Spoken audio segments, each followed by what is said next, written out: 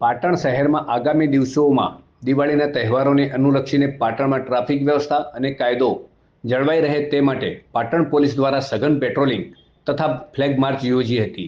જેમાં વાહન ચાલકોને પોતાના વાહનો પાર્કિંગની નિયત કરેલી જગ્યાએ જ ઊભા રાખવા તેમજ વેપારીઓને પણ વાહનો વ્યવસ્થિત રીતે પાર્ક કરવા સૂચનાઓ આપી હતી. તો રોડ ઉપર આડેધડ ઊભા રહેતા વાહનો તેમજ લારી અને ગલ્લાવાળાઓને પણ નિયત જગ્યાએ ટ્રાફિકને અડચણરૂપ ન થાય તે રીતે ઊભા રહી પોતાનો ધંધો વ્યવસાય કરવા તાકીદ કરી હતી. તદુપરાંત પાટણ શહેરમાં આવેલા ખાસ કરીને સોના ચાંદીના વેપારીઓની દુકાનોમાં લાગેલા સીસીટીવી કેમેરાઓને સજ્જ કરવા પણ સૂચનો કર્યા હતા, જેથી કોઈ મોટો અનિચ્છનીય બનાવ ન બને અને વેપારીઓની સાથે શહેરીજનો સારી રીતે દિવાળીના પર્વને ઉજવી શકે તે દિશામાં પ્રયત્નો હાથ ધરવામાં આવ્યા હતા.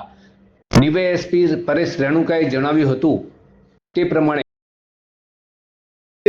દિવાળીના તહેવારો આવી રહ્યા છે, એને ધ્યાનમાં લઈને જે બજારમાં ભીડભાડ વધી રહી છે,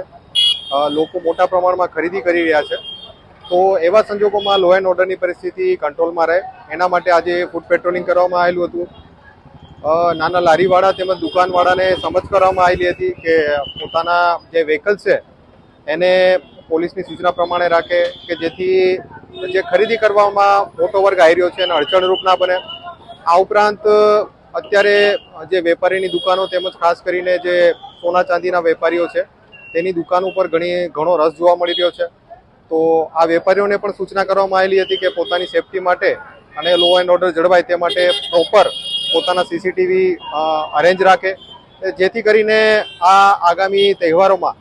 કોઈ મોટા એવા બનાવો ના બને અને આપણે સુખ શાંતિથી આગામી દિવાળીના તહેવારોને લઈને બગવાડા દરવાજાથી 3 દરવાજા સુધી ફોર વ્હીલ વાહનો પર પણ પોલીસ દ્વારા નિયંત્રણ મૂકવામાં આવે તો પણ મહદ અંશે ટ્રાફિકની સમસ્યા હલ કરી શકવાનો પાટણના પ્રબુદ્ધ નાગરિકોની માંગ ઉઠવા પામી છે.